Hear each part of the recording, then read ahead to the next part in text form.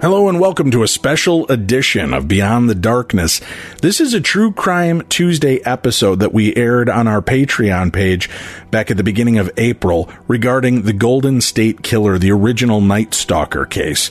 And this was an interesting story, to say the least. And of course, those of you following mainstream media have heard that there has been a major breakthrough in this case over 40 years old. They finally have somebody in custody. Well, we wanted you, our loving and amazing audience, to hear the episode in its entirety. So if you've never heard one of our True Crime Tuesday episodes, hopefully this will entice you to go check it out.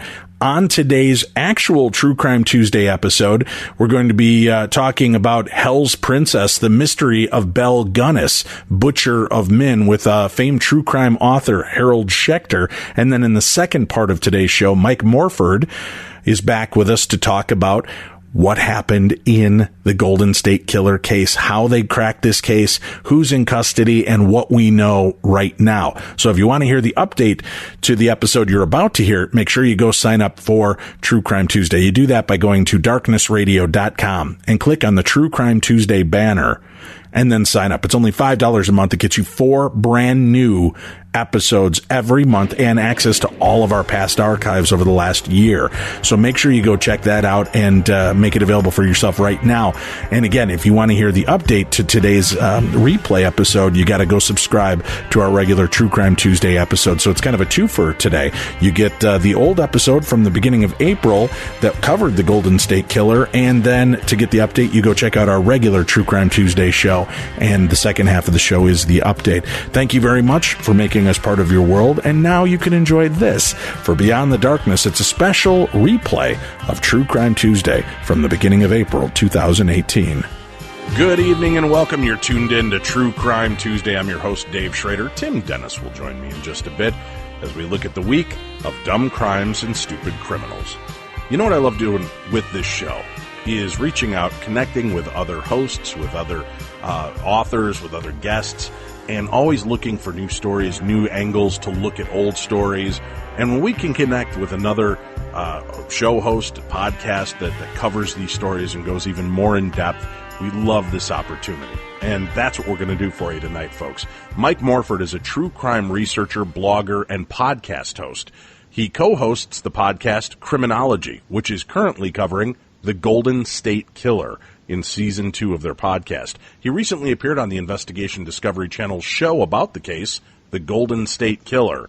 It's not over. He's here with us this evening. We'll talk with him about this case, which is extremely disturbing and weird. And to think that it's not over, Mike, that's kind of a big claim to be making. Is that a true fact? I mean, from a case that kind of stemmed through the 70s and 80s, and you know, most of the sites and information that you'll find out there seems to lead people believe that it ended and that it's over. But there's more to the story. Yeah, there's indication that the crimes themselves ended in 1986, but he may have picked up and continued crimes after that.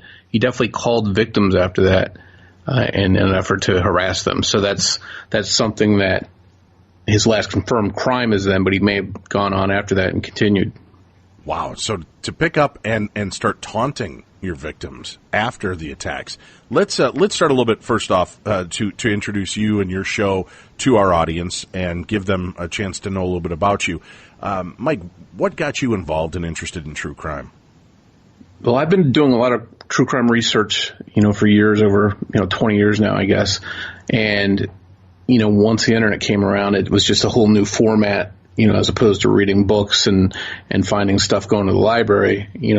You had a new thing at your fingertips where you could just go out and grab cases and start reading about them. And that's sort of how I got into it. And, I did a lot of Zodiac research on the infamous Zodiac killer, and then got into this case after, true crime writer Michelle McNamara, who wrote, the book that's making a lot of publicity right now. She asked me if I had any interest in helping research the Golden State Killer case, something she was heavily involved in. And I had done a lot of work on Zodiac, and we knew each other from that. And I declined her offer at the time because I was just swamped with other stuff I was doing. And then she passed away in 2016, and after that I sort of regretted not accepting her offer to help. So after that I decided that I would dive into the case, and I pretty much have been doing that for the last 2 years. It was interesting. Prior to her passing, we had been in touch as well on Facebook and had discussed her coming on the show to chat with us and see if more information could be brought out. And then, of course, tragically, she passed away. You get a story like this. Now, you're an East Coast guy. This is a West Coast story.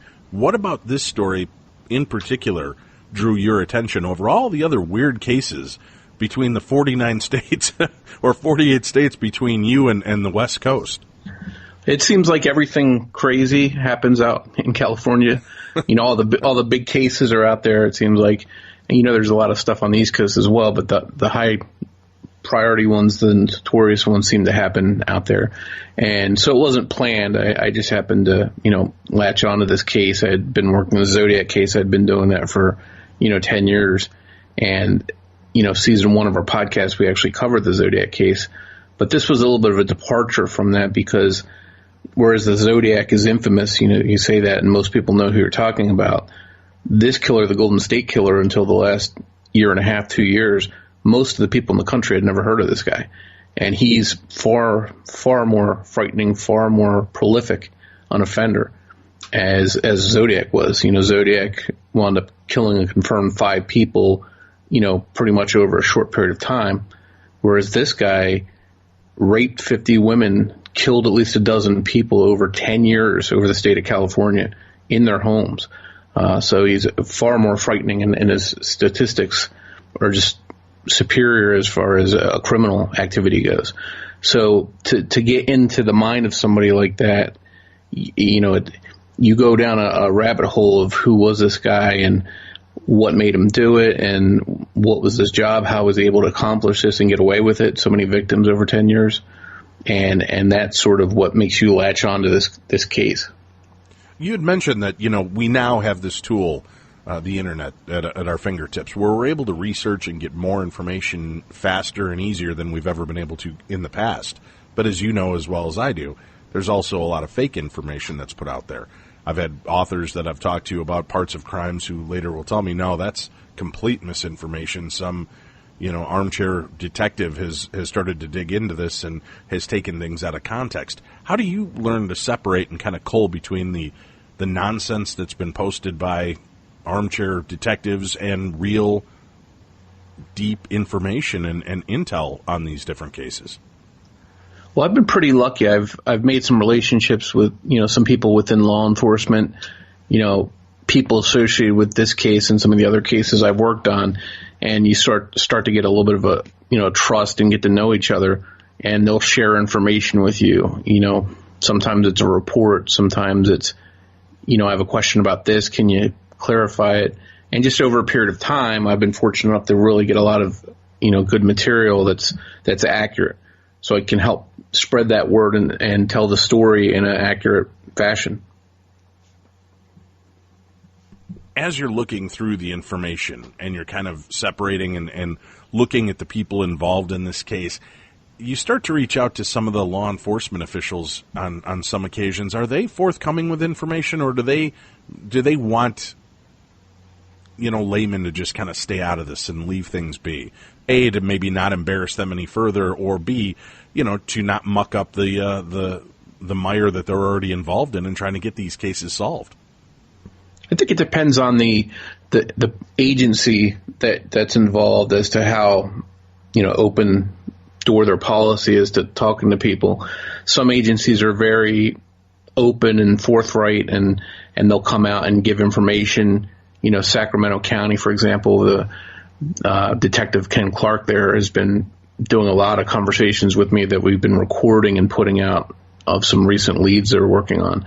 And then there's other agencies that are very, very private, and they'll take information and, from their standpoint, they want to keep as close to the vest as possible, so they're not as open with you. But for the most part, it seems like retired detectives and current detectives have been approachable, and that's one of the ways we've been able to tell the story this season on the podcast, because we've interviewed them and they're willing to come on and share their story and help us, let people know exactly what happened. Well, let me ask you this then. In starting to reach out to everybody, get them involved in coming forward on a case like this, is it surprising to you that there is still this much attention on a case that's, 30, 35, almost 40 years old at this point, when, a lot of other cases have fallen by the wayside, that police have just said, you know what, we've got other new cases, we've got more important cases we need to work on. Why do you think that the GSK, the Golden State Killer, is still really in the forefront and really at the, in the public eye and attention right now? Well, the attention on this case is primarily because of, on the 40-year anniversary in the summer of 2016, that was the 40-year anniversary of the first attack. They held a big press conference, and they wanted to generate new leads and tips and information. So they made a big public appeal, and that sort of started the ball rolling on more publicity. More TV shows took notice, different networks planned some documentaries, and that's sort of what got everything going, and that generated a lot of new interest, a lot of buzz. And now there's been several TV shows, several documentaries. So the case has gone from 0 to 60 in just the last, 2 years for the most part, year and a half. And that's sort of where it came from. Have you spoken to the investigators? Why did they decide at the 40th anniversary that it was so important to reinvigorate this case? Well, I think the main thing is they have DNA evidence, plenty of it, that can conclusively link this guy to his crimes. And he's getting up there in his age. If he's alive, he certainly could be, probably be in his 60s or 70s, but very good chance he's alive. And I think they know that time's running out, that if they want to catch him, they need to do something. And I think that's sort of what they did. They said, let's put out a big, massive press conference. The FBI offered a $50,000 reward in the case. And that sort of brought out, the new attention on the case. And from there, like I said, it's really gotten crazy. There's been, podcasts have done shows, discussions about it like we're doing. Michelle McNamara's book and other books have come out. And then again, a lot of TV shows have taken notice. So it's gone from not moving at all, hardly any discussion of the case, and now it's sort of a nationally known case. But before this, it's funny, despite the case being that old, a lot of people in California didn't even know about this case, because in Sacramento, in Northern California, where he first started out, he was known there as the East Area Rapist, because he started primarily as a rapist in that area. When he went down to Southern California, he started murdering people, and they started calling him the Night Stalker. And that was before Richard Ramirez, the Night Stalker, the infamous Night Stalker. He was attacking down there before and raping and killing people. And it wasn't until, 2001, they linked the DNA from the East Area Rapist to the Night Stalker. And then he became, responsible for rapes and murders across the state. And, now he's known pretty much as the Golden State Killer. But he had all these different monikers in different parts of California. And that sort of led to the confusion. People in Northern California didn't know about the guy in Southern California, and the people from down there didn't know about the East Area Rapist up north. So once that DNA came into play and linked the cases, that was the first step in making this guy nationally known. But especially in California, that's the first area where they started to link and say, this is a killer that's been all over the state over 10 years. So that really started the ball rolling. Okay. Start me in the 70s. This is where the story really starts. When this begins, I mean, how many rapes have to take place before they realize that it's a serial rapist to begin with? Well, Sacramento is where it started. Sacramento County in Northern California. It started in 1976 And during that time, in the 70s, they had a couple different serial rapists. They caught one of them. They thought they had identified one, but they didn't have enough evidence to link him, and he moved away to another state, and they kept him under surveillance. But it was in summer of 76 that things really started rolling with the East Area Rapist. And he attacked, 4 or 5 times. By the 5th time he attacked, they started seeing a lot of similarity in the MO of these attacks. And that's when they knew that they had a serial rapist on their hands. Now, DNA in the 70s, I mean, was that even something that was being looked at and collected? I mean, I understand that there would have been a rape kit done, and seminal fluid, if there was any left, would have been checked at that time. But do they really keep that stuff, even the DNA, the scrapings, the drippings, whatever you want to refer to it as, this deep into the case 40 years later? Well, word started out with Sacramento County, and Sacramento County did collect evidence at the scenes. But back then, the crime of rape was pretty minor, and that led to a problem of a short statute of limitations. So what they did was they collected this evidence and put it in their evidence room, and then after so many years, I think it was less than 10 years, the statute of limitations on those crimes would run out. They disposed of all the evidence from those crimes. Because at the time, he was only the East Area Rapist, not to minimize the crime of rape, but right. Since the crimes couldn't be prosecuted, they got rid of that evidence. They didn't know at the time that he was going to be a serial murderer down in Southern California, or else they might have saved that material. So most of the Sacramento evidence was lost. But he also attacked in other areas of Northern California, most notably in Contra Costa County. And luckily, they preserved a lot of their evidence and DNA from those rapes, and they were linked in 2001 to positively connecting them to the murders in Southern California. So that, luckily, that was done. Now, the rapes that started in Sacramento, how quickly were they in succession to one another? Well, they started out, one a month, and then they went to a couple a month, and then they really picked up pace. They started striking several times a month, and the attacks would mostly be on late at night, early in the morning, and the victims would be awoken most of the time to somebody standing in their bedroom door with a flashlight shining in their eyes. And they're completely asleep, they're helpless, and they would wake up and this man would be standing there. 2 out of the first 3 attacks, he was standing there with nude from the waist down. So, imagine if you're a woman waking up to that sight, it's got to be the most horrifying thing you can imagine.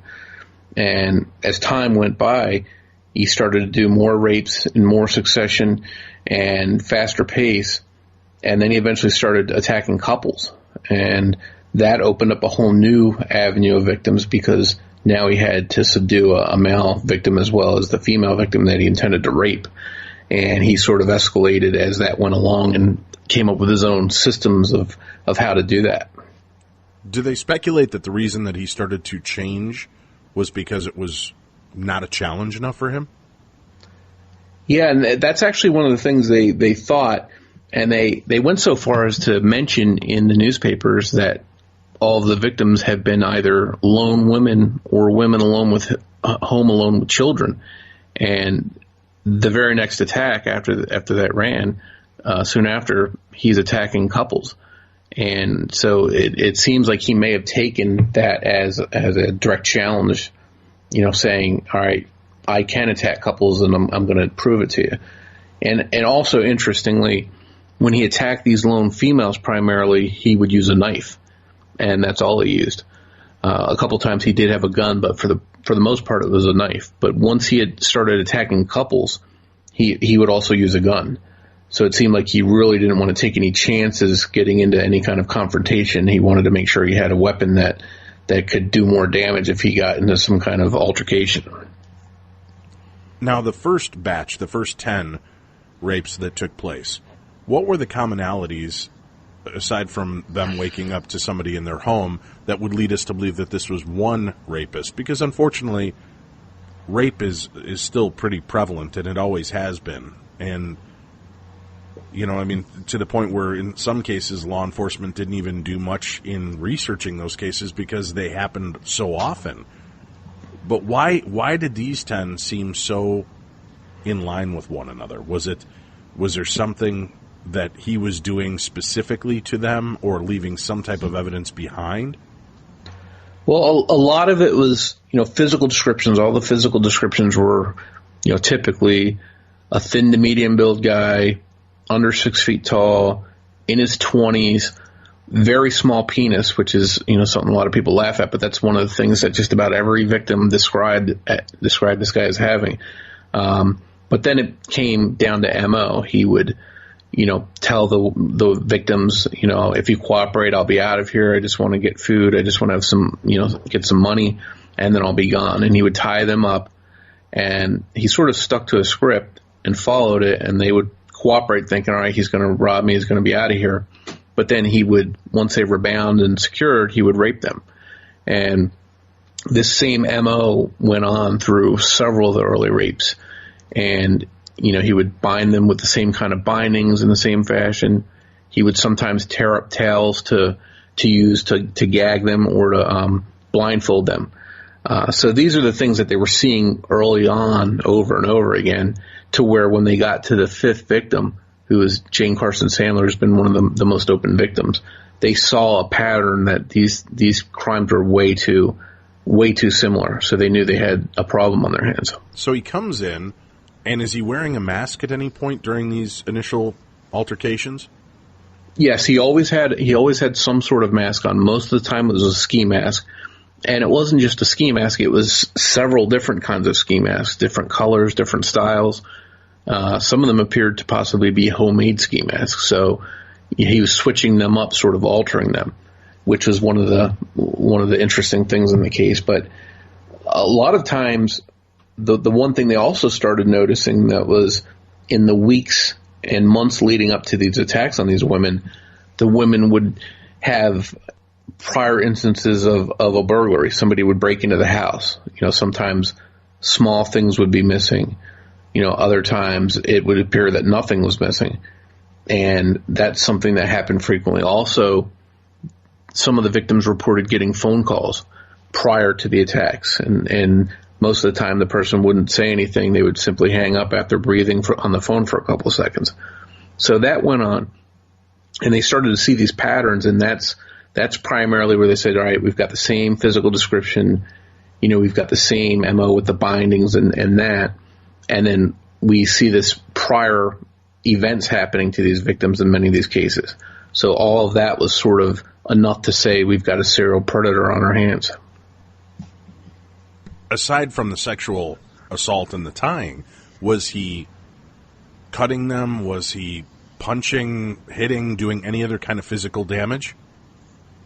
For the most part, if they cooperated, he wasn't. There were some instances when, he did get rougher with some victims, and that often depended on if they put up any kind of resistance. For the most part, though, most of the women complied and they weren't harmed seriously. But a lot of times he would hold a knife to them, and he put the tip of the knife close to them. And, in several cases, he even made a small cut from the tip of the knife. But, these women were scared for the most part and cooperated. So there was no real instances of them trying to fight back. There was one instance in the third attack. The woman that was at home with her two daughters, and they did resist and they did fight back, and she got into a pretty heavy altercation with him, and she was able to escape. Her and her daughters were able to get out of the house. So she had a confrontation with the guy and fought back, but he wound up clubbing her with some sort of baton, and that's something that it showed that if he got into an altercation, he wasn't afraid to hurt these women. So he was leaving behind DNA in the sense of semen, or was he being scratched, hair being left behind? What was the majority of the evidence? So most of the time, the DNA evidence that they have now is all from semen. Now there were some, in one crime scene, for example, there was a bloody Band-Aid found from who they think was the offender. That they, at the time, they didn't have DNA back then, so the best they could do was try and blood type it. They also did different evidence collections from the semen, even though they didn't have DNA. They did try and draw blood type from the semen. That's where they ran into the first interesting thing they found out about this guy was that he was a non-secretor. And what that meant was it didn't secrete his blood type into his semen, so they couldn't tell what blood type he was from the semen. And that happens in a very small portion of people. So they knew that he was this non-secretor type. And what they did was they started looking at suspects, and they would find out if they were secretors or non-secretors. If they were secretors, they ruled them out because they knew that this guy was a non-secretor. And years later, they would come to find out through science that wasn't foolproof. There were certain instances when that wasn't foolproof, and somebody could show as being a secretor when they were really a non-secretor. But at the time, that's the best thing they had to work with. Were there any commonalities among the victims? Were they all white? Were they mixed races? Were they all in their 20s, 30s, 40s? What can you tell us about the initial run of victims? For the most part, they were all over the map. Some of the women were, in their late 30s. One of the victims was 13. And it sort of ran the gamut. Some of them were homemakers or housewives. Some of them were, professionals. Some of them were military. So there was a huge amount of, there were white victims, there were Hispanic victims, there were Asian victims.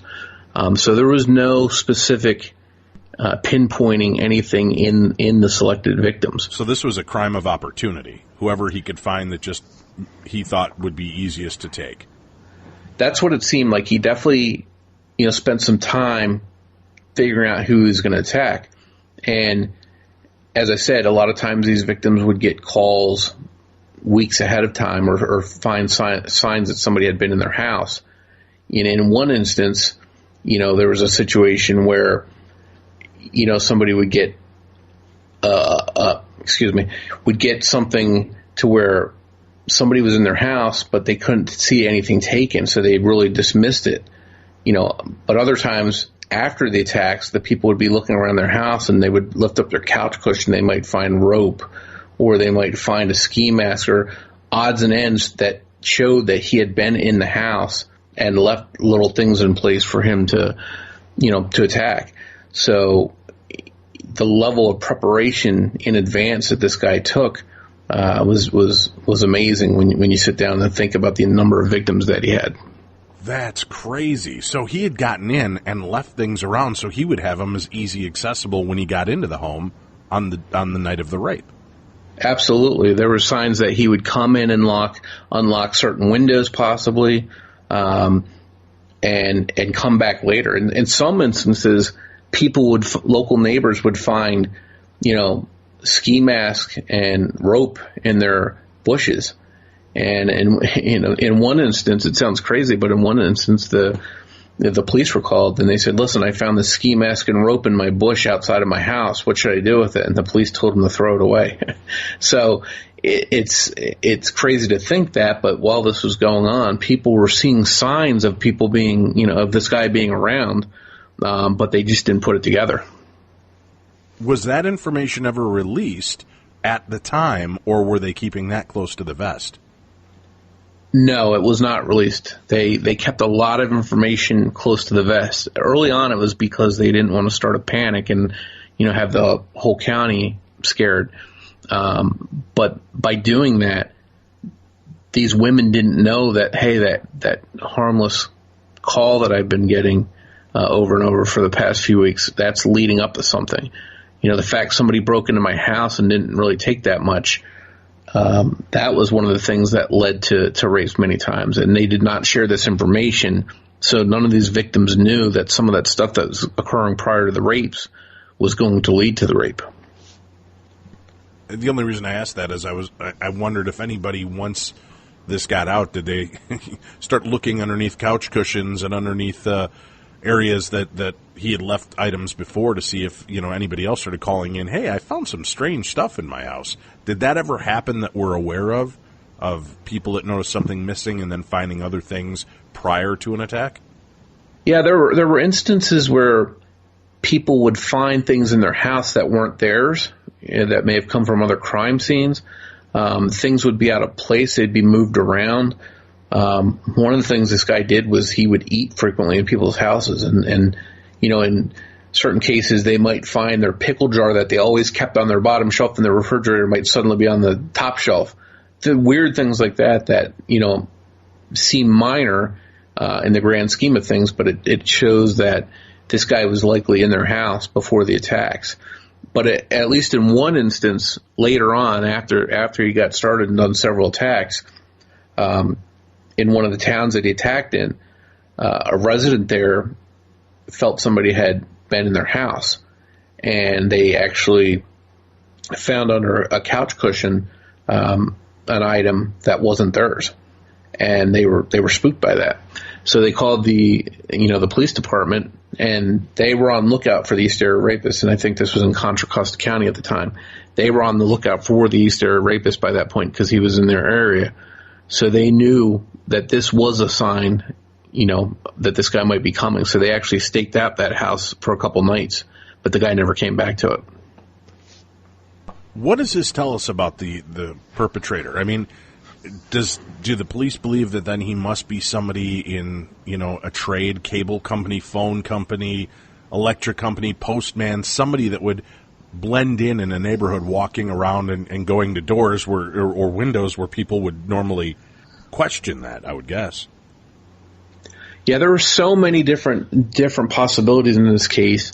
There's the possibility he could have had it as an everyday job, whatever it was, a letter carrier, a UPS guy, a meter reader, any normal activity that might have brought him in the neighborhoods that this was happening in, where he wouldn't look out of place.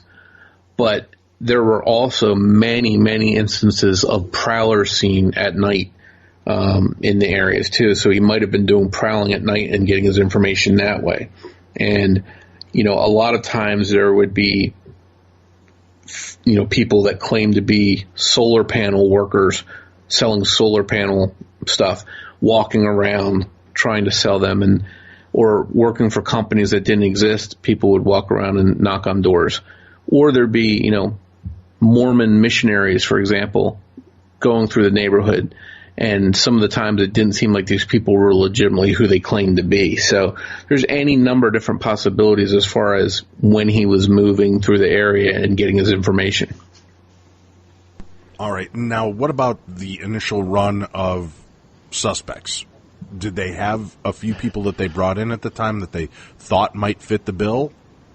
Or has it always been just, wow, we don't know where to go with this. We don't have enough information. Yeah, early on they did have a few suspects. A couple of them were ruled out.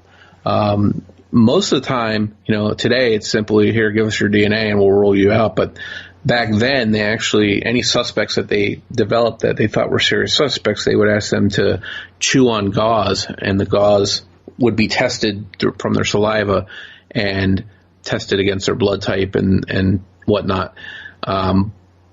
That's one of the things they did back then to try and rule out different suspects. But many times they couldn't do that. They would actually sit and put a house under surveillance of a suspect and actually wait and watch him and see what he did. And if the guy never came out of his house on the night of an East Area Rapist attack, they'd rule him out that way. So, early on they were sort of scrambling, and they did rule out some suspects, and they ruled out, dozens of them, and eventually that number climbed into thousands. Thousands. What about, it seems with every crime like this, some knucklehead comes out of the blue and claims to have been the perpetrator. Did that happen in these cases? Not that I know of, not publicly. There were some instances where there were some phone calls that were called into, the police station, saying, hey, I'm the East Area Rapist, I'm going to strike again tonight. But there's no way to know if that was definitely from him. But, on that one that I'm talking about, that night he did strike. Then there were calls to people's homes that, was it just a crank call, or was it the real rapist calling them? One of them was recorded, which is one of the scarier calls you're going to ever hear. That's been out for a while now. People can hear that. But for the most part, he didn't seem to seek attention. He didn't seem to go out of his way to be known, like the Zodiac, for example. The Zodiac was all about getting press and having his name out there and writing letters and, corresponding. Whereas this guy wasn't. This guy didn't do much of that. But yet he did still seem to have that same ego, right? Because when they'd almost challenge him, he'd step up his game to start the next series of attacks. How deep into this run before it does start to turn deadly? Well, early on, they started, the things he said to people, the things he did, holding the knife. Once they were cooperating, he'd still hold a gun to their head. He'd still hold a knife to them. They're bound. They can't do much, but he still, would threaten them. And early on, they started saying, let's have some expert opinions on this. And they went out and they got some expert that worked with Rapist to look into it. And that, the doctor or whoever it was came to the conclusion that this guy was going to kill somebody and that he wanted to kill, and that was his real motivation. And that eventually, once he got the motive to kill, the reason to kill, I guess is the way, they described it, he would do it. And that's what wound up happening.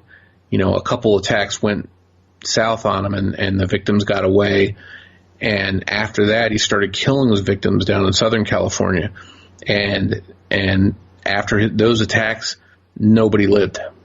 Did they ever explain why the media wasn't covering this more, why the police weren't making a bigger deal of this, especially knowing that it's slowly escalating?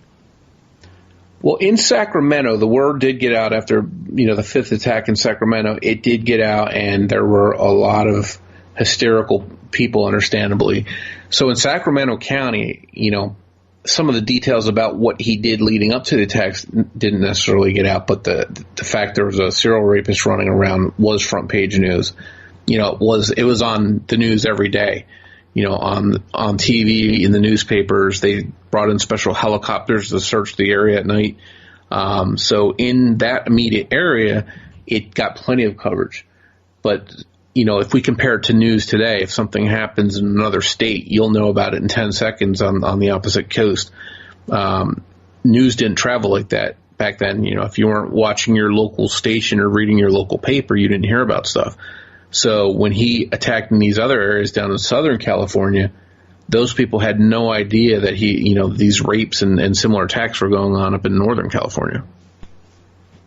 All right. The violence, when he would decide to kill, was it something that was quick and efficient, or was he torturing these people? What can you tell us regarding those type of attacks? Well, the first attacks, the first murders, he shot the couple. It seemed like there was an instance where maybe the male victim had tried to fight back and quickly was shot, and then a female victim was shot in the head, execution style. But then it moved to bludgeoning, and he would bludgeon these people with different objects. Firewood, for example, he would use a log to bludgeon people. He would use a pipe wrench. And he learned from some of these attacks because at the first bludgeoning, police think that he got a good amount of blood all over himself. And after that, when he would bludgeon people, he would put the blankets over their head to control the blood splatter. So as he went along, he sort of, changed the way he did things as far as that went. But for the most part, it was bludgeonings. And when some of the male victims resisted, there were signs that they did resist, he would shoot them. And was there a specific way he would do this? Was he going straight for the head, for the heart, or was it just, again, wherever he could get a bullet into him? With the male victims, it was pretty much wherever he could get a bullet into them. With one of the females that he shot, for example, he shot her, simply walked up to her and put the gun to her head and shot. But primarily, in the shootings of the men, it was because they were coming at him and he just fired. And, in one of the cases, he struck the victim in his mouth, which actually wasn't a fatal shot. But then once he was disabled from that shot, then he beat him to death. So, it was pretty gruesome, when a lot of times when you see bludgeonings and things like that, the frenzied, attack like that, it's a lot of times it's personal. Investigators see that as more of a personal attack. And a lot of times they thought some of these crimes, before they linked them all together, were somebody that knew the victims, because of the way they were beaten like that. But even going back into the early 70s, before he actually got started as the East Area Rapist in 1976, in that area of Sacramento, in 1974 or so, there were some prowlers going around, and in many cases, dogs were bludgeoned. So they're looking into the possibility that some of those 1974 attacks before the rape started were actually him, and he might have started out, beating dogs, and that sort of ties into that, the age-old thing of a lot of serial killers start off abusing animals. So that's a possibility. And now, you said that the 70s through the 80s was kind of the main chunk of this crime spree. When was he doing most of the calling and taunting afterwards? And what would he do? I mean, he went from just breathing heavy to calling victims after the crimes took place. Would he leave messages? Would he just speak to them when they answered the phone? What can you tell us about that?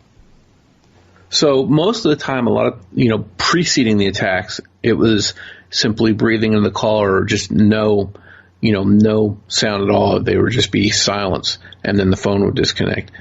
But afterwards, people would get hang up phone calls. Nothing was really said. They just answer, and then after a couple seconds, there'd be a hang up. But it escalated to where people would get calls, and they'd hear a voice that sounded like the guy that had raped them, and he'd say, Merry Christmas, it's me. And they sort of said, oh my gosh, this is the guy that raped me. So this went on, and the very first victim from June of 1976 was the only one that was able to record one of the calls, and that's one of the calls that's out there that people can hear for themselves. And he's taunting her, and he's essentially saying, I'm going to kill you, over and over again in this scary growl. And, it's just one of the scariest calls you'll ever hear. But that's sort of... Let's just take a few second break. Tim, go ahead and cue that audio up and give it a play.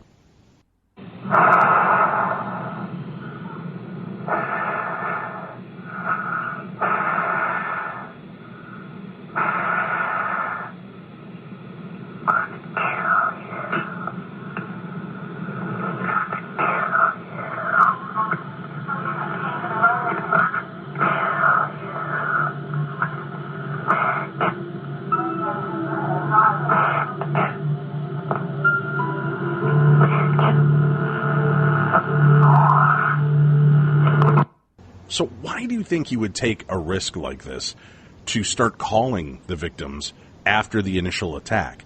And once he would taunt them, did he ever try to go back after them? Were there any repeat cases on any of these victims?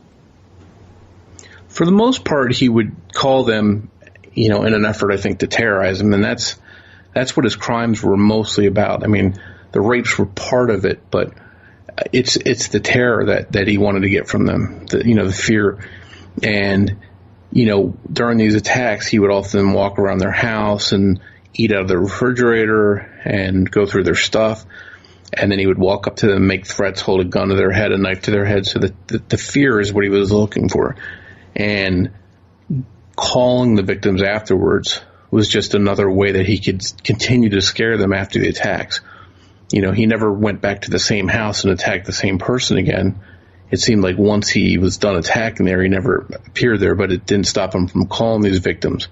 Some of these victims would get calls weeks after the attack, 5 years after the attack. One victim got a call 24 years after the attack in 2001.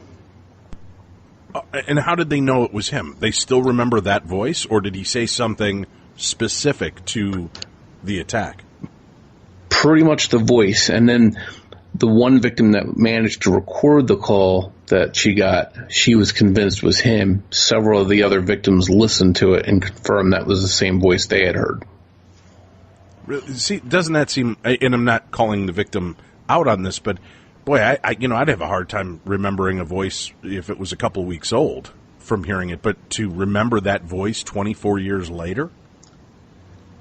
I'd have to say, being in that position, that voice probably was etched into their minds. I assume that. I can't be in their position to know that, but I think some of these women, in speaking with them all these years later, are still terrified of this guy, and I think he left that kind of impression on them that voice is just something that they'll remember forever. Well, the 70s and 80s, right? There was no caller ID. There was no, tracing on a call like that unless you had them on long enough. But with the advent of 2000s, in the 2000s, when you get a phone call, was the number blank? I mean, what could they detail and get from that phone call? In 2001, they still had a lot of phone booths out there, so it's very possible that he had called from a phone booth by the time, because by then he probably knew that they had ways to figure out if he called from his house. So it's very possible he called from a phone booth, but they never did trace the 2001 call, for example, to anybody or any phone number. And what was the meat of that message? It's basically, do you remember when we played, just sort of a reminder saying, hey, I'm still here, just enough to make the person scared and to remember what had happened to her back in, 24 years earlier in the 70s.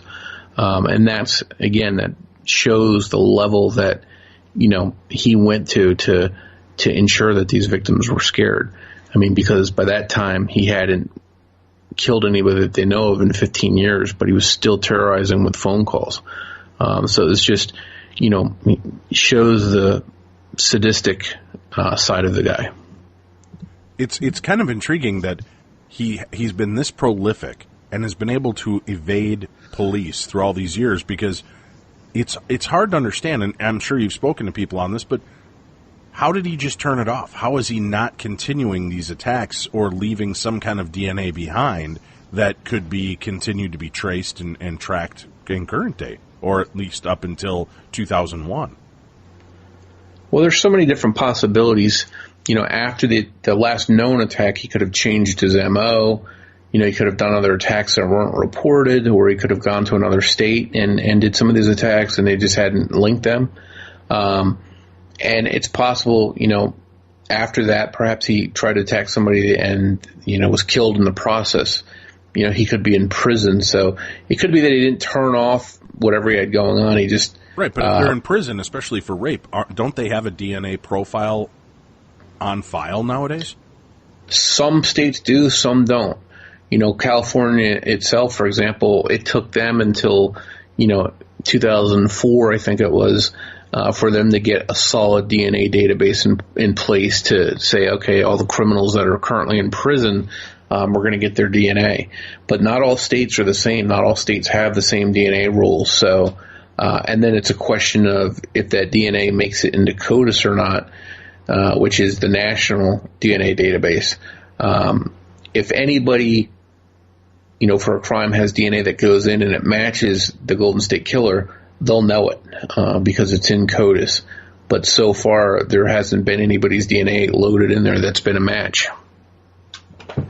Isn't it, to me, it just seems amazingly tragic that in 2018, we don't have a blanket deal for sexual predators where everybody's automatically entered into one database to trigger it. Because, like you said, he could have left the California area, been in Nevada, Utah, perhaps even in New York and New Jersey, and continuing his reign of terror from a totally different area and slightly altering his MO.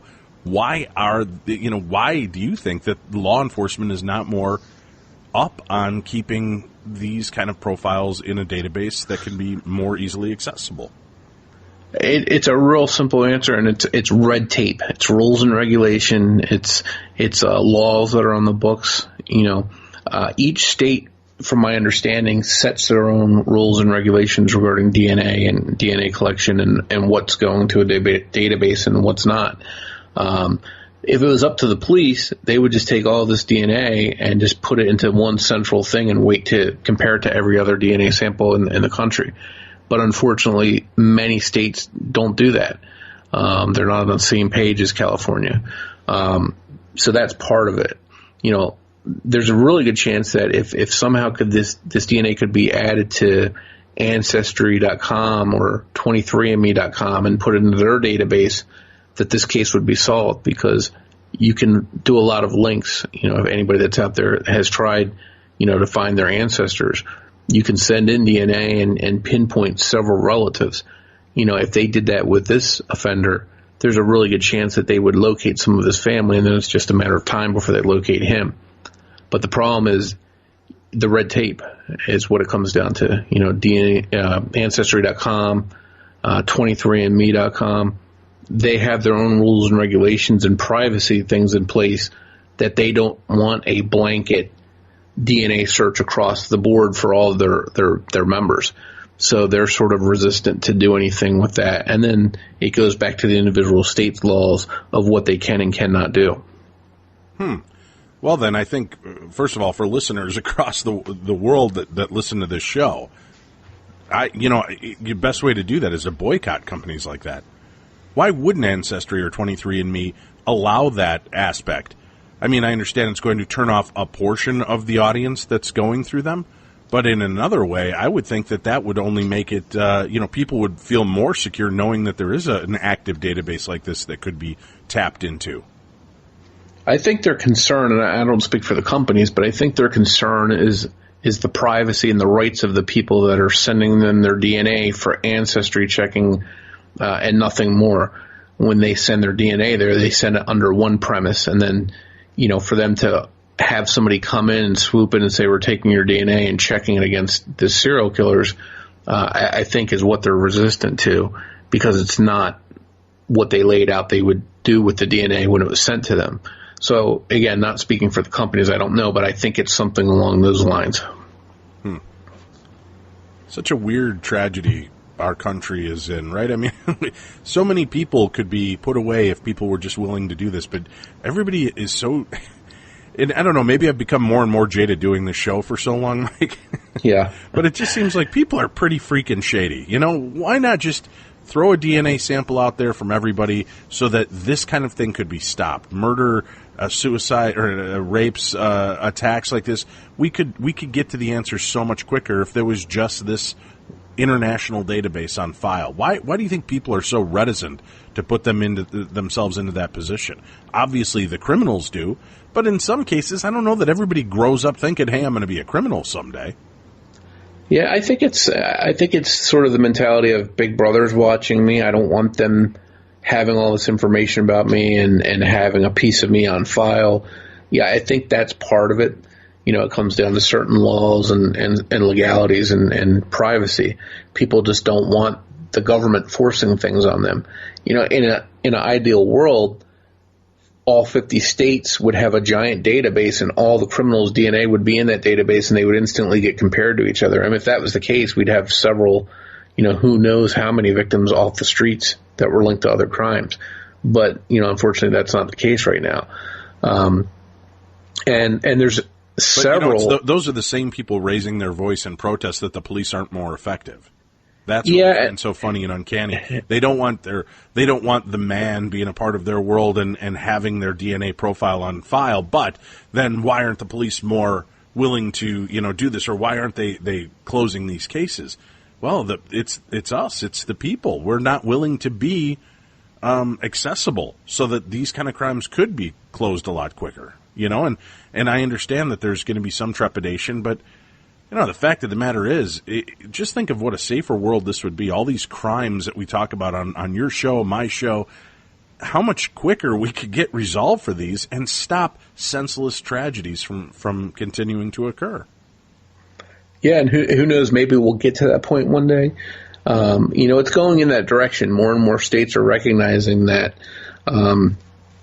this needs to be done. It's a way to keep more criminals off the street. It's a way to solve more crime. So I think as we go along, maybe years from now, 5 years, 10 years from now, I would expect that most states will have a similar type approach that California now has. That a lot of criminals' DNA is in a database, but until then, it's sort of, you go along as you can and try and rule out people in other ways. Even if you don't have the DNA necessarily. There's several states that have untested rape kits from years ago, from decades ago. Oh, I know. We've talked about that for years on the show, and that's just heartbreaking. There's just not enough money or manpower to process these kits. Exactly, and who knows how many criminals could be taken off the streets if they were all done. Maybe some of those kits someplace belong to the same rapist. Yeah, it's not too far-fetched to believe.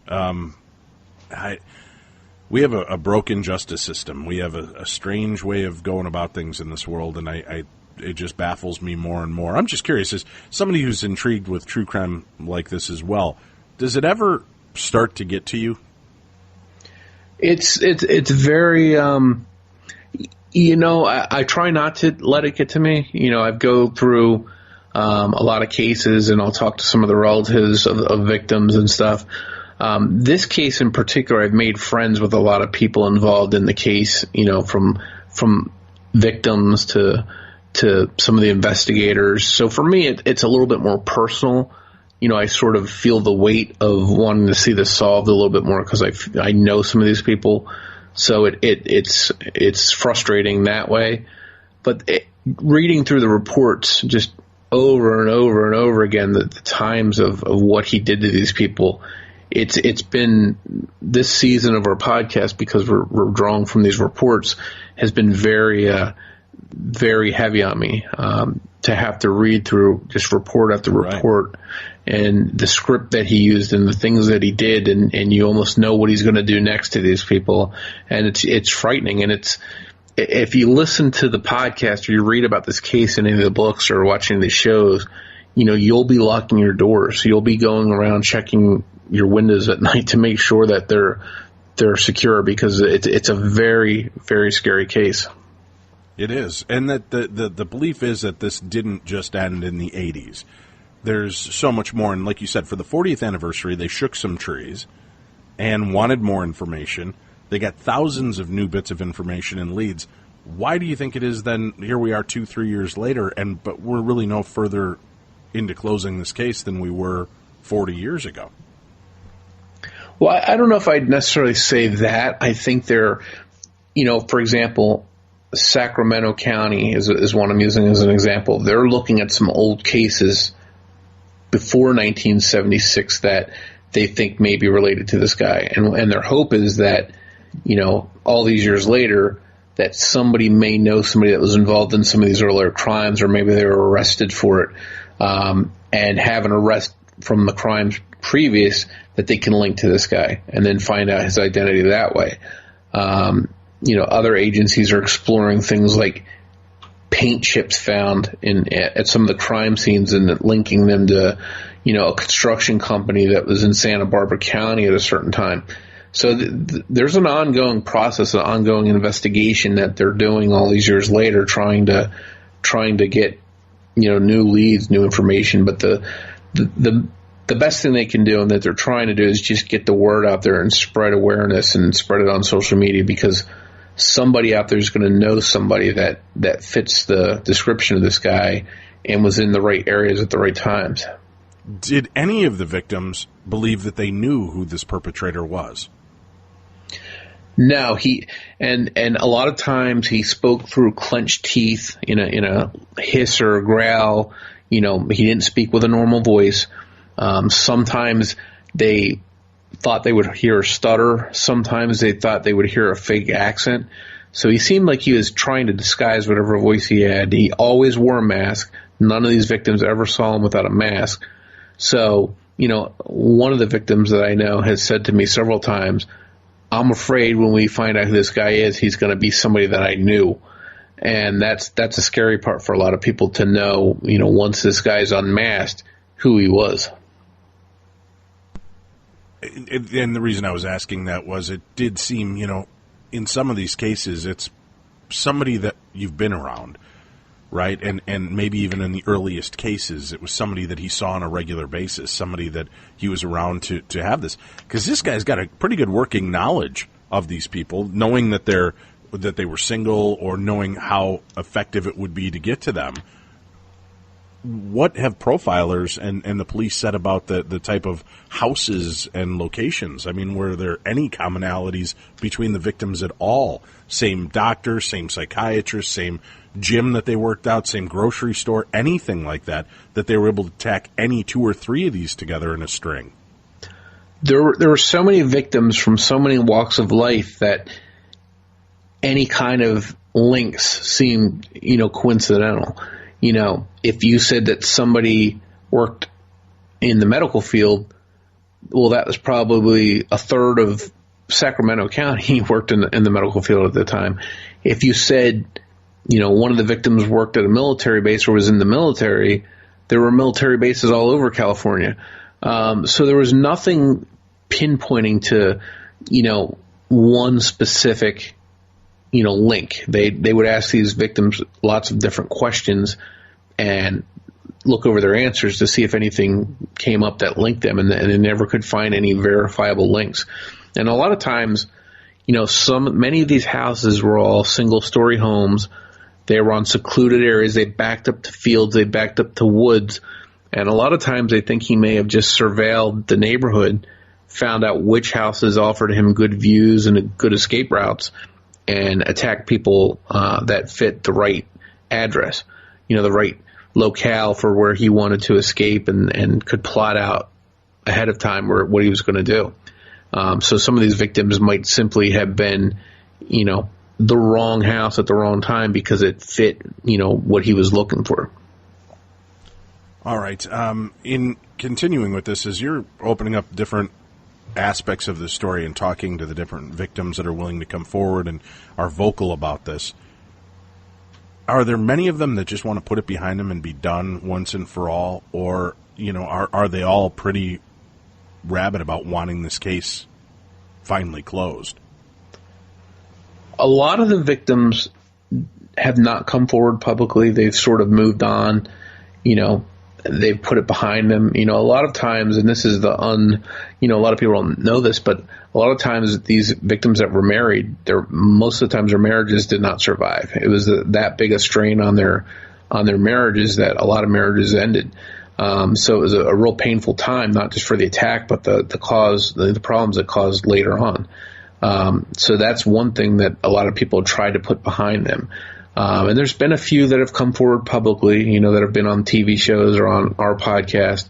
But there's also, a couple more that are coming out more recently. And I think they're finally seeing that, they didn't do anything wrong. They don't have anything to be ashamed about. So I think they're finding their voice to come forward and say, hey, what he did was wrong, and I'm going to speak up and tell people. Okay, now talk to me about some of the suspects that they had along. Has there been, even in the Zodiac case, there's been a few people that they've zeroed in on that they have a pretty strong indication, a feeling that it could be one of these people. Has there been any of that in the GSK case at all? The difference between the Zodiac case and the GSK case is Zodiac, a lot of the suspects, the big suspects, were mentioned in books. They were named publicly. They went up on websites, and people did a lot of digging and brought a lot of material out about these people. So a lot of the prime suspects in the Zodiac case, are known. In this case, that never happened. People that were talked about as suspects were kept close to the vest. They were investigated quietly. They were ruled out, and you never really heard any names. So unless you have different reports or access to different things like that, you really don't see that in this case, which can be a good thing in a way, because there's several people that go above and beyond that are armchair detectives that will say, this is the Golden State Killer. Here's his name. Here's his picture, everybody, and they'll post it on their Facebook page. And it could be somebody that has nothing to do with the case that's they're accused of these crimes. So I think in a way it's a good thing to have their information quietly check behind closed doors as opposed to on somebody's Facebook page. Oh, I completely agree with you on that. I just didn't know if there had been a couple of possible suspects that popped to the top that always seem to be floating there. Have you heard that? Or if that is the case, are the police playing that still pretty close to the vest? Yeah, most of the police officers and detectives that I've talked to, past and present, have their own favorite suspects or they have their own theories. And that's, sort of, they go their own way and they look at things through certain lenses. And it's kind of neat to talk to each one in each jurisdiction, past and present, because they all have different outlooks and theories on the case. So you sort of get a background of different things that they're looking at. But a lot of them have had their own favorite suspects, and they'll follow them. They'll get the information they need. They've got this compelling case built against them on paper, and then they get the DNA tested, and it's not a match. And so it's a little disheartening. They've got to hit the reset button and go back to square one and look at the next suspect. So, talking to them, you see a lot of that favorite suspect that they had was ruled out.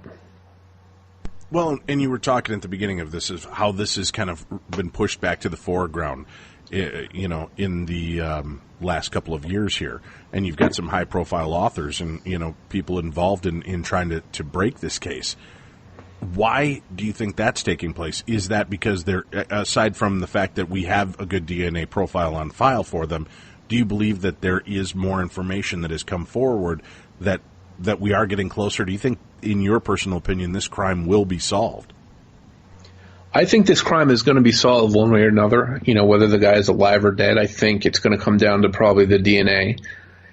Somebody somewhere at some point is going to, whether it's looking through a yearbook or finding something in their home that just doesn't seem right. It could have been a souvenir that this guy took. I think somebody's going to come forward at some point with the right tip. And even if the guy's dead and they check his kid's DNA or something like that, I think the case is going to be solved eventually through DNA. There's just too much DNA. There's too much attention on the case. And I think they're really doing a good job trying to narrow down the search. If there are listeners out there that believe that they have an insight to this, where do you recommend that they reach out? I mean, obviously there's a $50,000 reward through the FBI that's still a current offer. Do you believe that's the best place to start for somebody that thinks they have intel? Yeah, absolutely. I would tell them to call 1-800-CALL-FBI. That's the FBI tip line, and just say, I have this theory. I have this person that, for whatever reason, they think it may be the guy. And the FBI will pass it along, through the chain of command and to the right investigators. But that's the best way to go. And to do it that way, now they might not get back to you, might not know what the outcome is, but they'll take the lead. And if it merits further investigation, they'll do that. The idea that maybe he moved on to another state, moved on to another area. Were there ever any other crimes in the surrounding 4 or 5 states that you've been able to come across that seem to fit the same MO? Well, prior to 1976, there was a serial offender in Visalia, California. His name was the Visalia Ransacker, and he did a lot of home break-ins and burglaries, and had a lot of the same MO. Some of the things that this guy did, he did as well. And police have looked into the possibility that he may have started out as that offender. Afterwards, after 1986, there's been different crimes. Different states have had some bludgeoning deaths that have been looked into. There's other crimes that involve similar MO. But a lot of times there's not enough there to tell if it could be this guy. Some of the cases, there's DNA that doesn't match him. So there's the possibility of him doing crimes in other areas after 1986 is there, but there's just nothing conclusively that says that definitely is the case. How did the pictures come to be, the sketch artist drawings? If this guy always wore a mask, what can you tell us about the information that is out there about his current look, or his look back then, I should say? So just about every sketch you see, and if you type into Google East Area Rapist sketch, you'll see all kinds of different composites and sketches. Right. As a matter of fact, one of them looks like 1967, I think it is, Robin Williams from his high school yearbook. Did you ever see that? I've seen that one, and it's funny because some of these get, they get nicknames like Robin Williams and some different nicknames, but all those are of mysterious people seen in the area around the time of the attack. That he was never witnessed without his mask on, so they don't know for sure that any of these sketches look like him. There's one that was issued at the press conference in 2016 that was done by somebody that saw a guy that had shot a military couple, Brian and Katie Maggiore, young Air Force couple, were killed. They think that, they surprised him as he was prowling and he killed them. And they got a really good composite done of the person that shot them, who they think is this guy. And that one is the one they sort of put a little bit more weight on because he was witnessed without his mask on, fleeing the scene. And in closing with this, you guys are continuing to look at this case, and on your podcast, you guys are going much more in depth as you're really digging through that for your complete second season here. In the hopes of what? I mean, that's what we get. A lot of people will contact us, and they're like, why continue to share these stories? Why? There's so many other ways that it's being covered. What are you hoping to bring about by sharing the story? Is it just getting more of this information out there? Like you said, so many people didn't even know that this case existed. Yeah, that's exactly it. Because when you have the stats of 50 rape victims and a dozen murders, and those are the accepted ones. There's probably a lot more out there. If I had to guess, I'd say there's many more rapes and possibly some more murders. These are people that don't have answers, that don't have justice, that they deserve it after this long. And we just want to do our part and help tell the story, spread awareness, and hopefully generate some tips. Well, I hope you're doing good work on this and that it'll bring out some kind of information. And listen, folks, I encourage you, as I said, I love when we can work along with other radio show hosts that have the opportunity to go deeper into some of these cases that are going to flesh out a much deeper story, a richer story for you, so that you get a glossary look of it at the case on our show. You get a chance to hear some of the different aspects of the case. Maybe this jogs a memory for you. Maybe this is something that intrigues you and you want to know more about. This is where you can get the opportunity to go over, listen to the other show, get more in depth on the individual cases for themselves. And if you have any information or any insights, this is the way to go about doing it. And Mike, I can't thank you enough, first of all, for reaching out and being willing to share with us. As we both know in this field, not a lot of hosts want to do that. They want everything and the attention to their show, and that's it. But I appreciate that you're willing to come forward and help to, alert people to this case, give them a little bit more information about it, and, be willing to share this information. Yeah, it's a good cause, and I appreciate you having me on, and helping spread the word about it. And who knows, maybe one of your listeners will be somebody that has some information that they can share, and it might be the tip that breaks the case wide open. Well, just make sure you let us know if that's the case. Definitely. We'd love to hear more back on that. And Mike, keep us in mind as more of the news breaks. If you guys do get some leads or information, or more about this, we'd love to circle back with you at some point and get an update. Would that be all right with you? Absolutely. All right. Well, that's it. Make sure you check out the show for yourself. And it's Criminology, which is currently covering the Golden State Killer in Season 2 of the podcast. How can they find your show? How can they find you, Mike? They can find us on iTunes, Google Play, Stitcher, any number of different podcast apps. They'll find us. They can go to Libsyn and find us. So anywhere they find their normal podcast, your podcast probably, they'll be able to find ours as well. Very good. Well, thank you so much for joining us. It's time to crack open the case files of dumb crimes and stupid criminals. It's Crayon News story time. What happened with this dude, Christ Bearer? I heard he cut his penis off and then jumped off a balcony. Suspect pulls gun from butt, shoots twice at Denver police. What is your emergency? I need help. And what's the problem? I'm too high. You're too high? Yeah. Well, Tim, this is the way to start off. If you've got a headline, why not jump right into the mix of dumb crimes and stupid criminals with a headline like this? Okay. Woman in romantic relationship with brother charged after giving birth. Oh. Yeah. Huh. And guess where we're going to go for this story? Florida? A Florida woman reportedly in a romantic sexual relationship with her brother was charged after giving birth to his baby, officials said. Well, it's good enough for the Royals. Why can't we do it in Florida? I don't think the Royals really work that way anymore, Dave. I don't know that to be true. Pauline Elizabeth Martin, age 33, told investigators she and her brother were living as a couple in Groveland when she became pregnant with his child, the Orlando Sentinel reported. Authorities said they began investigating the woman, who is McDonald's cashier, after the baby was born on November 21st with severe medical problems. The newborn was immediately transferred to get specialized care at Winnie Palmer Hospital for Children in Orlando, where genetic testing revealed the parents were related. The Daily Commercial has reported, and neither parent completed the information on the baby's birth certificate. According to the authorities, deputies interviewed the mom at her workplace last week in Leesburg, and she allegedly admitted she's been romantically involved with her brother for the past 5 years. Ew. The siblings reportedly last had sex on March 21st, Tim. That's just a little follow-up for you in case you were curious, a little FYI. She said she was going to end her relationship with her brother because she knows it's wrong. The police report stated, according to the Orlando Sentinel, Martin was arrested Friday on charges of incest and resisting without violence.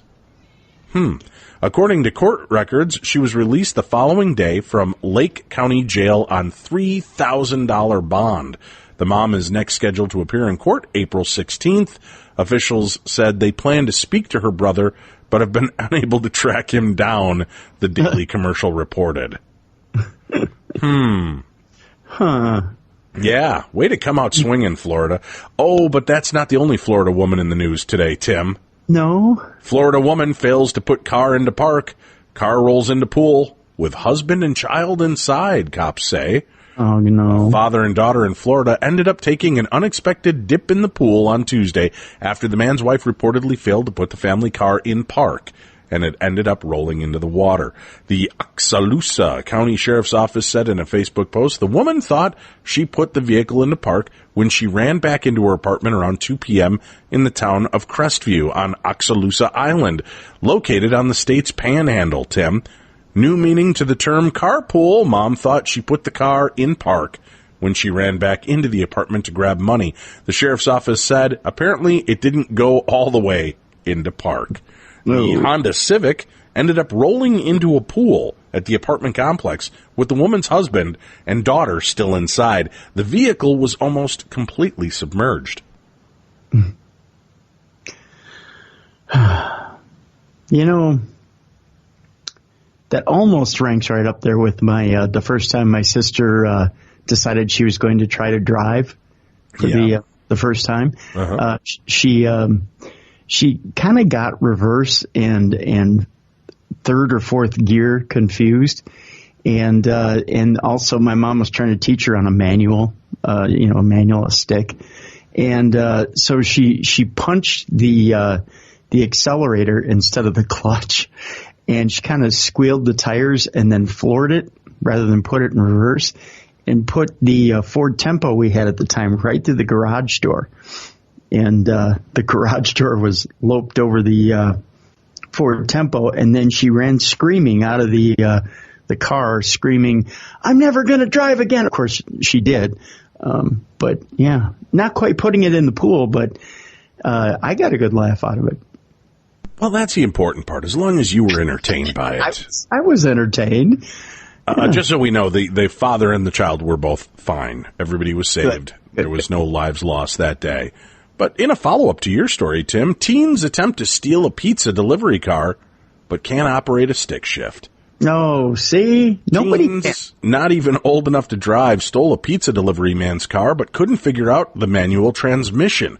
Isaac Javier Ortez has delivered pizza for 13 years. Ortiz experienced a career first on Thursday. He was delivering pizza on Vermont Street just off of Bonita Beach Road.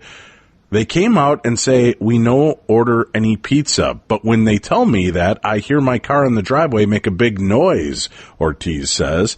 Ortiz ran to the car, which he left running, and found two masked teens inside. When they go back to get the first gear, they cannot drive, Ortiz said. Ortiz said the kid criminals couldn't figure out the manual transmission.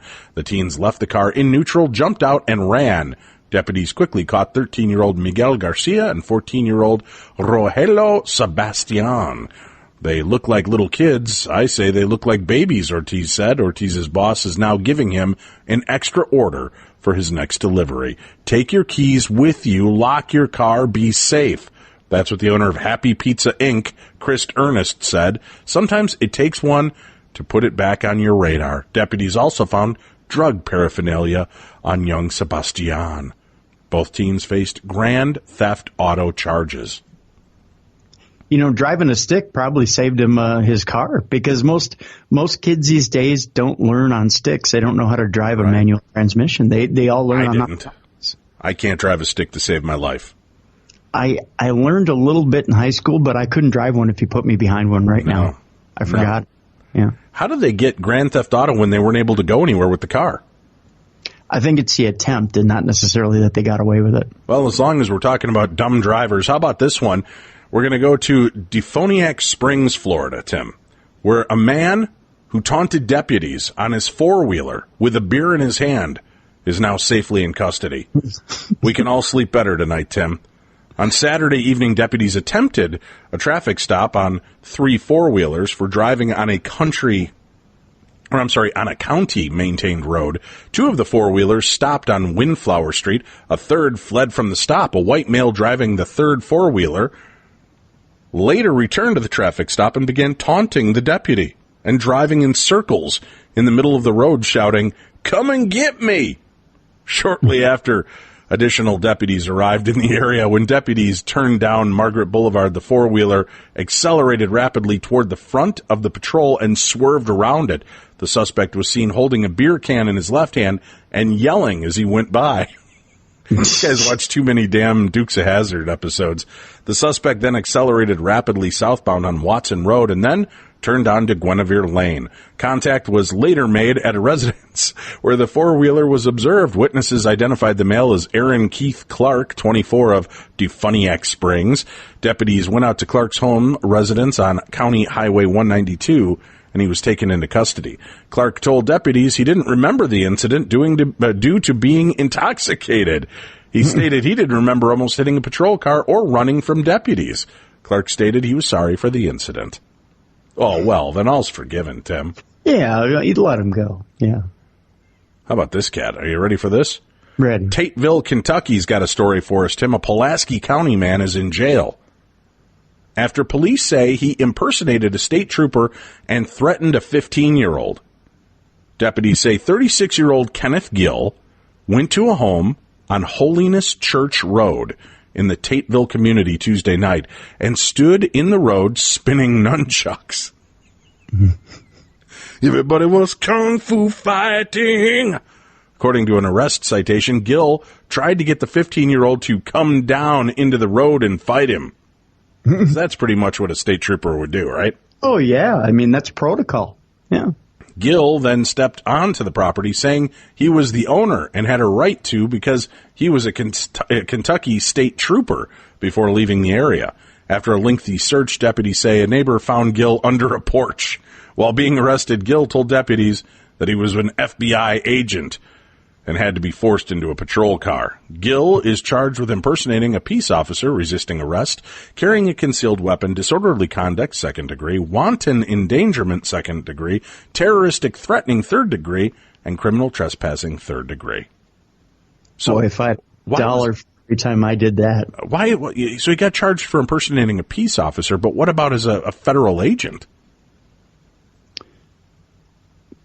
I don't know. Would that be a separate charge? I would think so. I don't know. Maybe I'm wrong. Well, let's go stick in Florida because here's another one of those. I'm just going to let you marinate if you don't mind, Tim. I'm gonna baste you with this headline and just let you marinate in it for a second. I kind of have a feeling I know where this is going, but okay. Florida man tells cop to smell his fingers for an alibi. Ew. A Florida man driving an unregistered car was arrested for several offenses. 28-year-old Joshua Lee Cranmer was born in New Jersey. Well, I don't think that's an offense. Well, it could be. Yeah. Seems he now works as a roofer living in Umatilla. I don't know how to say all these names. Umatilla. Umatilla? Umatilla? Umatilla? Okay. Hey, Umatilla. All right. Instead of actually registering his 1999 green Saturn, he just slapped an extremely old version of a license plate on it. There were no decals on the tag either, according to the arrest affidavit. On Tuesday morning, a sheriff spotted the vehicle cruising northbound on Grays Airport Road, where three other occupants. Joshua, who was driving, ignored the blue lights and siren and just continued driving. The sheriff continued following the vehicle. He finally parked in front of a trailer on Southeast 197th, also known as Big Steep Road, in Ocklawaha. Tim, is this Hawaii or Florida? The sheriff knocked on the door, and out walks Josh, soaking wet and wrapped in a towel. Joshua denied driving the car and quickly thought of an alibi. He told the sheriff that he was fornicating with his girlfriend and said, "Here, smell my fingers. I'll prove it." That was his legitimate alibi. I wasn't out driving. I'm in there fornicating. Here, smell my fingers. Joshua Cranmer was arrested and charged with fleeing and disregard of safety to persons or property, driving with a suspended license, failing to register a motor vehicle. His bond remains at $7,000. Smell my fingers. Here's all the proof you need, Tim. Smell my fingers. Mm-hmm. Uh-huh. And if that wasn't enough, would he have to go in and actually check the girl, I too? don't know. Oof, why do you got to take it there? Here we go. Thief uses Play-Doh to block a security camera and leaves his fingerprint. Oh. Didn't we learn Play-Doh and Silly Putty? They'll pick up all of that stuff. Yeah, it will, yeah. The shoplifter used some Play-Doh to circumvent security and then left a real nice fingerprint in the dough, Tim. We're in Leicester. Is that how you say it? Massachusetts. It's. Lester? Leicester? Leicester? I think overseas it's Lester, but... Is it really? All right. Well, we'll say Leicester, Massachusetts, or Leicester. Sure. Falling into the stupid criminal category, a local police department likely got some damning evidence out of the very item used to get away with a crime, Tim. So close. He was so close to getting away with the perfect crime. Recently, a shoplifter tried to circumvent a security device at a store by pressing some Play-Doh onto it. Yes, the bright, smushy toy normally used by kids to shape animals and fake food.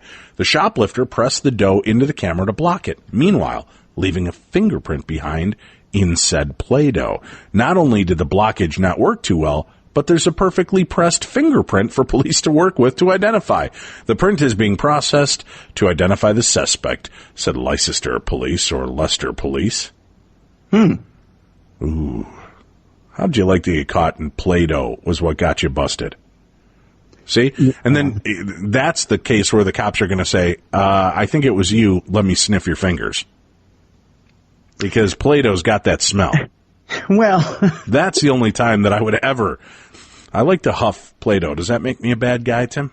It makes you a little strange. That's what that makes you. A sleeping man in Food Town with chicken breast on his chest has been charged with DWI, Tim. Not quite sure how that all worked out. We're going to Parsippany, where the Parsippany Troy Hills Police Department officers C. Datino and L. Nikos responded to the parking lot of Food Town at 435 North Breverwick Road for someone possibly using CDS in a red Acura MDX. What's CDS, Tim? You're the drug guy. I don't know what CDS is. CDS, I think, is an over-the-road truck driving license, as far as I know. Oh, whatever. You know, you drug addict. You know them all. Upon their arrival, drug addict for? I have no idea. Upon their arrival, officers located the vehicle parked in partial obstructing a handicap parking space in front of the parking lot. They were also advised by the Parsippany Police Department's communication center that another caller reported an intoxicated male Later identified Kenneth Molesky, age 30, Lake Hiawatha, had stumbled into Food Town. I wonder if any of the listeners out there to this show are ever the ones that we read the stories about. No idea. If you have ever heard your name mentioned on this show as we read these dumb crimes, stupid criminals, please reach out to me and let me know. Dave@darknessradio.com. Officers located Mr. Molesky near the deli area, laying on the ground with a partially consumed chicken breast laying on his chest, Tim. After they woke him up and spoke to him, they detected the odor of alcohol on his breath. Mr. Molesky was placed under arrest and transported to St. Clair's Hospital by Rockaway Neck First Aid Squad due to his level of intoxication. He was subsequently charged with driving while intoxicated, reckless driving, and obstructing a handicap space. Ooh, that's the one that's going to get you. He was released on his own recognizance pending his court date. Food Town staff were advised on how to file charges if they wish to for the unpaid chicken breast. Oh, my God. Okay, I understand if you're busted completely drunk. First of all, where do you stand on this, Tim? If you leave a party and realize, you know what, I'm hammered. I'm too hammered to drive. I'm just going to get in the car and take a nap. Mm-hmm. Do you think that person should get a DWI if they're sleeping in a parked vehicle while they're intoxicated? If they didn't engage the car, if they didn't get behind the wheel and actually drive it, do you think that they should be charged with a DWI? See, I don't think so, but there's no way you can prove that they didn't engage the vehicle. That's why you're charged with it. There's no way that you can say, well, I didn't. But the way the law is set up is we're innocent until proven guilty. You'd have to prove that I moved that car. Doesn't that onus then fall on the police department? But because you can't prove either way as a driver that you didn't take that vehicle from point A to point B, or that there wasn't a point A to begin with. You know, you can say, well, I left the house, unless the vehicle is registered to the address where the vehicle is sitting. So if it's sitting in the driveway of the house where I live and I've fallen asleep, well, then obviously I was attempting to leave my house, and I was so drunk that I fell asleep in my driveway. Well, then obviously I didn't move my vehicle. But if I'm sitting at a rest stop somewhere, or I'm sitting at a house that I went to, and I've fallen asleep in a vehicle, you can't prove that I didn't drive to that residence and then fall asleep. So therefore, you have to charge somebody with a DWI because you can't prove that they didn't move that vehicle while they were drunk. I had a buddy named DJ who was busted. He was found sleeping in the back seat of his car, drunk. He had the window open and his legs hanging out, and he was sleeping in the back seat drunk. Mm-hmm. And the police went to file the DUI on him, and he wasn't insanely drunk. He blew very little over the legal limit. Mm-hmm. But they said, well, where are the keys to the car? And do you know what got him off? Mm-hmm. Before he got in the car, he used the keys to open the car. He grabbed the keys, and he threw them as far as he could, and then he entered the car. So the keys were nowhere near the vehicle. And that was what got him off. Really? Now, that was back in 93, 94. So I don't know that that's still, if we have an officer of the law out there listening, is that an effective method? Don't have the keys on you if you're just sleeping in the car, then you're not operating. And we've done some of these stories, too, where, like, this guy was sound asleep inside a business. Since nobody witnessed him driving to that point, how can they nail him with a DWI? Yeah, I mean, it'd be impossible to nail somebody for driving if there was no vehicle in the area and they had nothing on them to show that they operated a vehicle to get there. Yeah, I don't know. Weird stuff. Funny, weird stuff. But just don't get behind the wheel, period, if you're drinking. All right, Tim, here's a creepy little story. Man falls through the ceiling in his ex-girlfriend's home. Thursday night, March 29th at approximately 9:30 p.m., police received a call from a woman concerned about a possible intruder in her home in the 700 block of Cherokee Drive in Salina. When the woman came home, she discovered her door was locked and the safety chain had been fastened from the inside. The police were summoned to investigate but found nobody inside the residence. Later that evening, the woman and her boyfriend heard a loud noise coming from the home's garage. Upon checking, the boyfriend discovered that the girlfriend's ex-boyfriend had partially fallen through the home's ceiling. The current boyfriend then pulled Tyler Bergkamp, 25, of Salina, down from the attic. Bergkamp had a large knife and sheath on his person and got into an altercation with the boyfriend and threatened to kill him. Police arrived a second time to discover Bergkamp had been dragged to the front yard where his knife had been taken away. Bergkamp now faces charges of aggravated burglary, stalking, criminal damage to property, criminal threat, and possession. Do you stay with this girl or do you break up with her, Tim? You now know that the ex can get into the house and he came bearing a huge buck knife. Yeah. I don't think you stay with anybody like that, do you? No. I mean, I don't like to feel like I'm a quitter, Tim.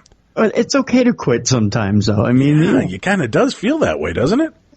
Yeah. Huh. It's okay to quit in that circumstance, sure. Here we go. A woman drank half a bottle of whiskey, drove to a Billings business to get some marijuana, Tim, then drove her car through the storefront when she discovered it was closed and broke more windows with a sledgehammer. How many people carry a sledgehammer? Oh, Cub Scouts, I'm sure they do. They have to be prepared for anything. I was in Cub Scouts, Tim. I made it to Weeblo. I never once carried. I didn't, so don't check me. I don't want to be like false, what do they call that? False honor, stolen honor. Sure. I find out I wasn't really a Weeblo. I got out at Boy Scouts. Okay. I lied. I got out at Cub Scouts, Tim. I made it one half a season at Cub Scouts and I quit. Well, so you're not a full Cub Scout. I mean, fully prepared Cub Scout, Eagle Scouts probably have one. I don't think a woman was a Cub Scout or an Eagle Scout, though. Girl Scouts? Girl Scouts? They are prepared. Yeah. They know how to deal with cookie sales. Lisa Christine... Ruthless. What? They are ruthless. Yes. Lisa Christine Walter, 37, appeared in Yellowstone County Justice Court on Monday on a felony criminal mischief charge and aggravated driving under the influence. Second offense, a misdemeanor. Really? A second driving under the influence is a misdemeanor? Yeah. That's what Justice of the Peace David Carter set bond at $10,000. Police were called to Grow World at 3130 King Avenue West on Friday. According to charges, they found Walter drinking from a measuring glass with her blue Honda Civic driven partially through the front doors of the business. All 10 of the front windows to the business had been broken, police said. There was a baseball bat sticking out of the rear passenger side window, a sledgehammer sitting on the front seat, and a bottle of Jack Daniels in the rear of the car. Walter was reportedly agitated, Tim, because she could not buy marijuana from the business because it was closed. That's what the charges state. Walter has a medical marijuana card, she told officers, and had driven to Billings to buy the product because she'd run out. Now, had she been high, that never would have taken place. Right. She wouldn't be agitated. Just hungry.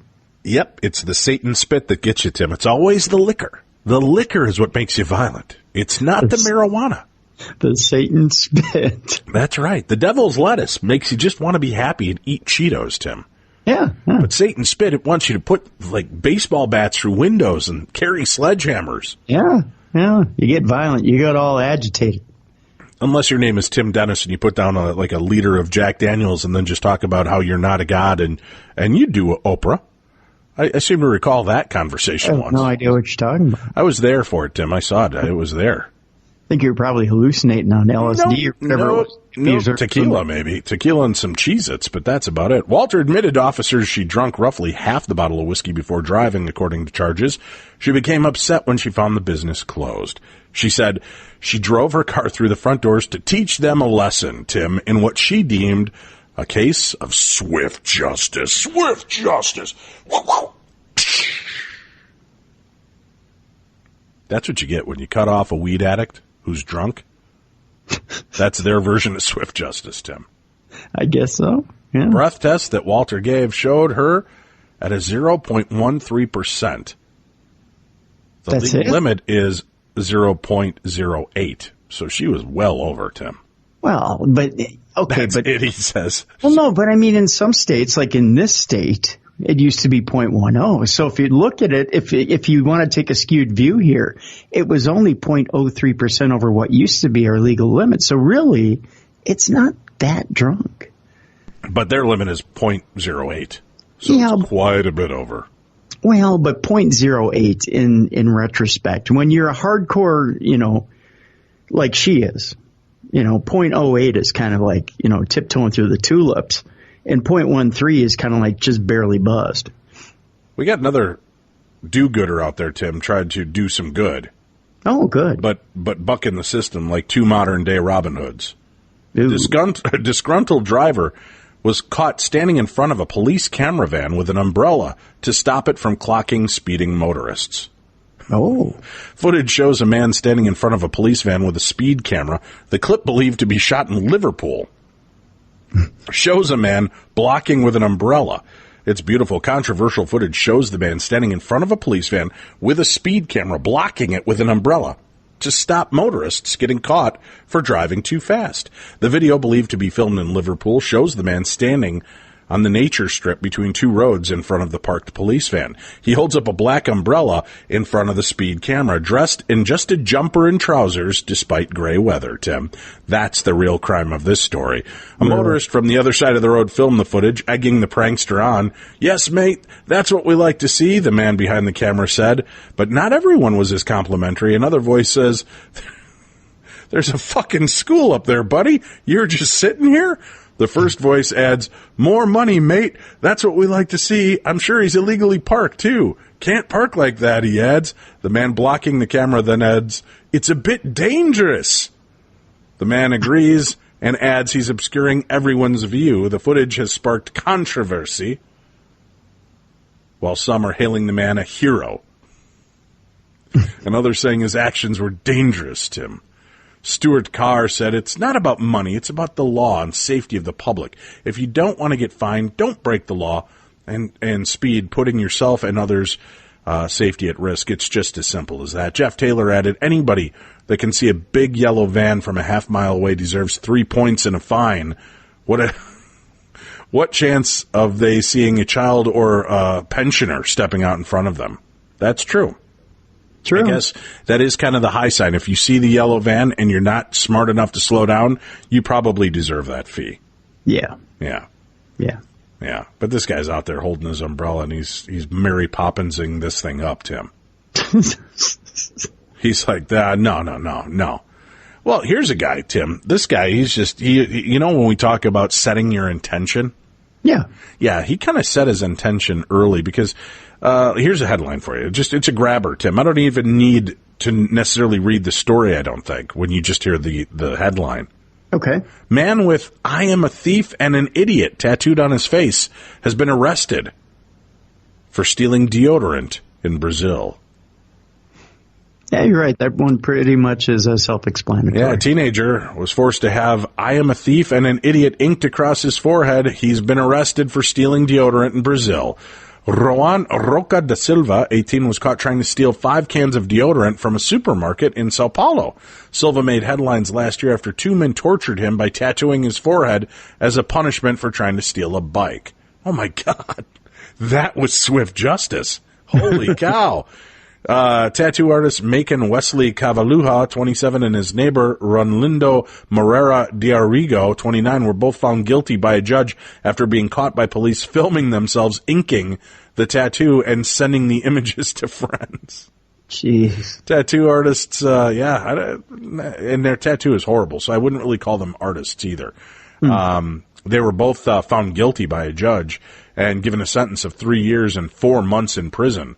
And Arahu was given 3 years and 5 months. Both men caught by police after filming themselves inking the tattoo and sending the images to friends. In the video, Cavaluja can be heard saying, "It's going to hurt. It's going to hurt."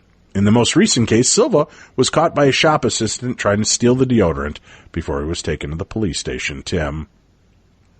And right across the forehead, you say? Uh-huh. Silva was arrested and charged, but he was released after paying the 1,000 Brazilian dollars. That's about 213 pounds in British money, and I think that's about $6 in American money, Tim.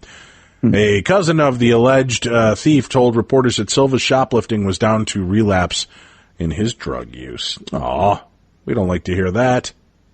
No. But when you're walking around with your forehead tattooed, "I'm a thief and an idiot," maybe, I don't know, maybe you just stop trying to steal. Your head bleeds like a stuck pig, too. Your forehead does. Well, anybody's. What are you saying? Are you talking about my head? Anybody's forehead does. Have you ever been cut in the forehead? I have. Yeah, you just bleed and bleed. Cut me, Mick. Cut me. So a tattoo up there must just bleed forever without. It's ugh. But that's not the worst of the crimes, Tim. No? A woman attempted to take a chocolate bunny from a Myrtle Beach Walgreens, but didn't end up leaving the store with the bunny, police said. Instead, after being confronted about attempting to steal, the unknown woman crumbled the chocolate bunny, threw it inside, and asked, "Are we good?" before leaving the store. A police report says police say the woman walked past all points of sale Sunday evening at Walgreens. How about that? That's cocky. You just walk in, grab a chocolate bunny, they go, hey, you can't do that. And then you defiantly crumble the chocolate bunny and throw it back at him. Wow. Yeah. That's some balls right there. I don't care who you are. Boy, I'll say. All right, Tim. 20-mile chase of meth suspect ends in a Walmart produce section. A 52-year-old Tuscaloosa County man with a long history of criminal issues has led lawmen on a nearly 20-mile chase Saturday night that ended up near the produce section inside Walmart. Dozens of onlookers watched in surprise as the massive law enforcement caravan converged on the store and followed the suspect inside. Many, including Travis Hudson, took video of the spectacle. It began around 10:15 p.m. and was the result of a West Alabama Narcotics Task Force investigation into the trafficking of methamphetamine from Fairfield to the Brookwood community. Task Force agents and Lakeview police officers tried to conduct a traffic stop on the suspect vehicle near exit 86 when the suspect refused to stop and a vehicle pursuit ensued. Officers pursued the suspect through Brookwood, then along Interstate 5920 to Skyland Boulevard, where the pursuit ended after the suspect crashed into a concrete barrier in front of Walmart, Tim. The suspect then jumped from the vehicle, fled inside the store, where he was apprehended near the produce section of the store. You think he was in there just knocking melons, trying to pretend like he's all nonchalant? No, I'm just here to buy a cantaloupe. I don't know what you guys are looking for. Stephen Bertrand Dawson, 52, of Duncanville, was taken into custody and escorted back to his truck, where agents discovered a woman passed out in the front seat. The passenger, 41-year-old Brandy Leanne Weaver, was unresponsive in the front passenger seat. She was taken to DCH Regional Medical Center, where she was treated for non-life-threatening injuries. So she was high on meth, too. Weaver was found in possession of an undisclosed amount of Xanax. The search of the truck turned up about 4 ounces of methamphetamine, ice, digital scales, and an unknown liquid. Probably pee. Dawson is charged with trafficking in methamphetamine, reckless endangerment, attempting to elude, failure to affix a tax stamp, and giving a false address. He's being held in the Tuscaloosa County Jail on more than $1.5 million bond, Tim. He's the big winner in this week's Holy Crap, That's a Lot to Get Out of Jail.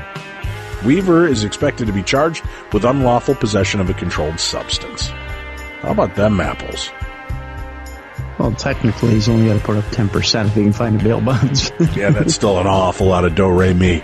Well, that's it for this week's Dumb Crimes and Stupid Criminals. We will be back next week. We've got more of the best in true crime talk radio. That's Tim, I'm Dave, and this is True Crime Tuesday. Well, we hope you enjoyed today's special edition of Beyond the Darkness, the throwback episode from the beginning of April 2018 regarding the Golden State Killer case. Now, if you'd like to hear the follow-up to that story, make sure you go subscribe right now for the best in true crime talk radio, True Crime Tuesday. You can do that by visiting darknessradio.com and click on the True Crime Tuesday banner. You can subscribe right now for only $5 a month. That's only $1.25 per episode for 4 brand new episodes every month. Plus, it gives you access to all of our past archived episodes for free. So once you sign up for that $5 a month, you'll get all the brand new episodes delivered every Tuesday, and you can listen to them any day. And you get access to all of the old shows from the past year. So go sign up. There's no more reason for you to wait. This is the time to do it. Thank you so much for making us a part of your world. We'll be back tomorrow with a regular brand new edition of Beyond the Darkness when we go in search of lake monsters. We're going to be chasing Champ tomorrow on the best in paranormal talk radio, Beyond the Darkness.